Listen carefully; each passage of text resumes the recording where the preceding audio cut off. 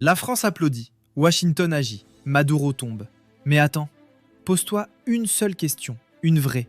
Est-ce vraiment une victoire pour la démocratie? Pose-toi une seule question, une vraie. Est-ce vraiment une victoire pour la démocratie? Parce que ce que je vais te dire maintenant, les médias ne te le diront jamais. Quand les États-Unis annoncent la capture de Nicolás Maduro, la réaction française est immédiate.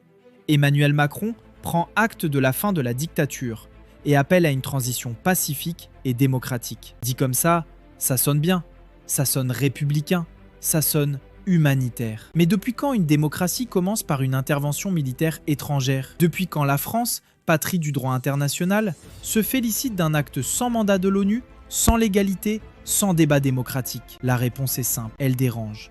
Et elle tient en un mot, les intérêts. Parce que le Venezuela, ce n'est pas seulement Maduro, c'est le pays avec les plus grandes réserves de pétrole au monde, du gaz, de l'or, des milliards. Et pendant 20 ans, les entreprises européennes, françaises comprises, ont été exclues, sanctionnées, mises dehors. Pendant que les États-Unis avancent, pendant que la Chine et la Russie sécurisent leur position, la France, elle, regarde passer le train. Alors oui, la chute de Maduro, pour Paris, c'est l'espoir de revenir dans le jeu, de récupérer des contrats, de reprendre un peu d'argent, soyons honnêtes. Mais là où ça devient grave, c'est quand on échange nos principes contre des intérêts économiques. Parce que si la démocratie s'impose par la force, si la souveraineté ne compte plus, si le droit international devient optionnel, alors ce n'est plus de la démocratie, c'est de l'opportunisme politique. Ce dossier révèle un échec profond, un échec silencieux, l'échec de la diplomatie française.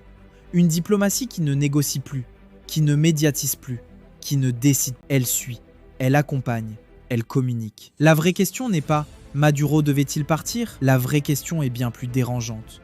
Sommes-nous encore capables de défendre la démocratie sans la trahir? Parce qu'aujourd'hui, la France se réjouit.